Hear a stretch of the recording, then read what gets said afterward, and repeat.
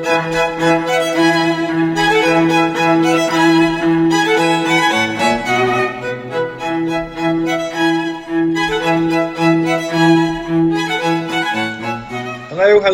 and welcome back to part 3 of Debunking Feminist Theory. Today I'll be dealing with patriarchy theory. Now, this is a change to what I had planned before.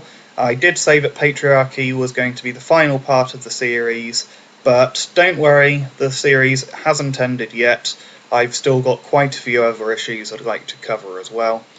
Now, the problem with this topic is that if you ask 10 feminists what their definition of patriarchy is, you'll get 10 different answers. And proving a negative, in this case that patriarchy doesn't exist, is very difficult, especially when the concept itself is so poorly defined. It's also invoked in every conceivable circumstance. Women have it worse? Patriarchy. Men have it worse? Well, that's patriarchy too, or perhaps the patriarchy works in mysterious ways. Now, these factors make it quite unfalsifiable, so for these reasons, I've been struggling to decide how to approach the subject, and I've decided the best way is to compare patriarchy to male disposability. So, where MRAs and feminists see the same phenomena, our explanations are usually different. Feminists go with patriarchy, MRAs with male disposability. And from my own reasoning, which I shall present in this video, male disposability stands up to far greater scrutiny. Now, this is important because the explanation for the cause of a problem will determine the course of action required to fix it. Think of it like two doctors examining the same patient. Both see the same symptoms, but may come to different conclusions as to what's causing them. Now, if the patient listens to the doctor with the wrong diagnosis and takes the wrong medication as a result, this is almost certainly going to be bad for them, even if in the short term some of the symptoms improve. I understand that there are moderate interpretations of patriarchy which may well be the subject to other videos, but the definition I'll be working from here is a society or system run by men for the benefit of men, resulting in the direct or indirect oppression of women. So every time I mention patriarchy, this is what I'm talking about, the definition I laid out above. The evidence I'm usually given for this is that there are more men in high power positions than women, but it's been this way throughout virtually every culture and across all of human history. This isn't due to men oppressing women. Reality is far more complicated than that. I'll be going into more detail about the real causes of men achieving high power with higher frequency than women a bit later, but for those who believe in patriarchy, you're only left with two possible conclusions. That women are too weak or stupid to end their own oppression, or men are just violent and controlling. Now, either answer is sexist to the point of making me feel physically sick, and given that feminists who hold to patriarchy theory as described above also tend to believe that gender is a social construct, their dogma is self-refuting. They also have to believe that men who are going after their own in-group's interests are incapable of solving issues such as genital mutilation of boys being legal, men being forced to die in wars, lack of reproductive rights for men, higher sentences for the same crimes, higher rates of victimization for all violent crimes except rape, homelessness, suicide, and incarceration, among many others. Now, they can somehow be stupid enough to miss all of these things, whilst still being competent enough to oppress women worldwide for tens of thousands of years. So here's where male disposability comes in. Feminists believe in the glass ceiling, a concept which says that women are restricted from reaching the highest levels of success by institutionalized sexism. What they don't see is the glass cellar, or perhaps the glass trapdoor, for people falling into it.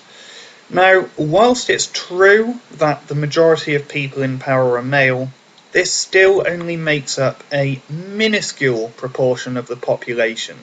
But when you look at the most vulnerable members of society, those right at the bottom, they are overwhelmingly male.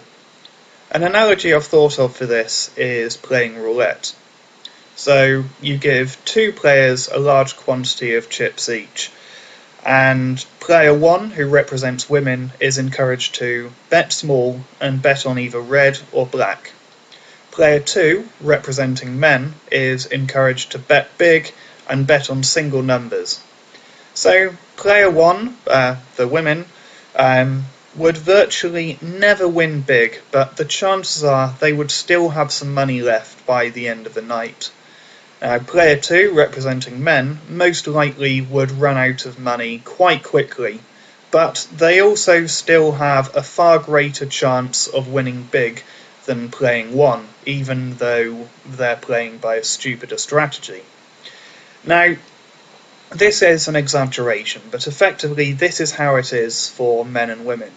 I'm sure there's a genetic component, but men are encouraged to engage in high-risk behaviour, which occasionally results in a big payoff, such as a high power position, but is more likely to result in them being put in an extremely bad position. Women have options available to them. They can work, or they can stay at home and be housewives, or anything in between.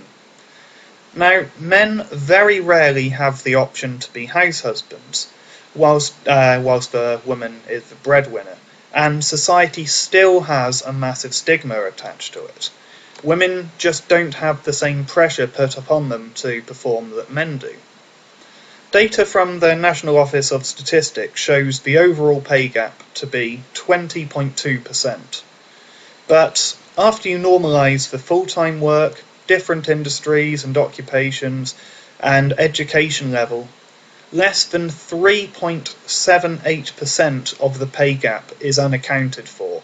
And for part-time work, women earn 5.6% more than men do, from a later source.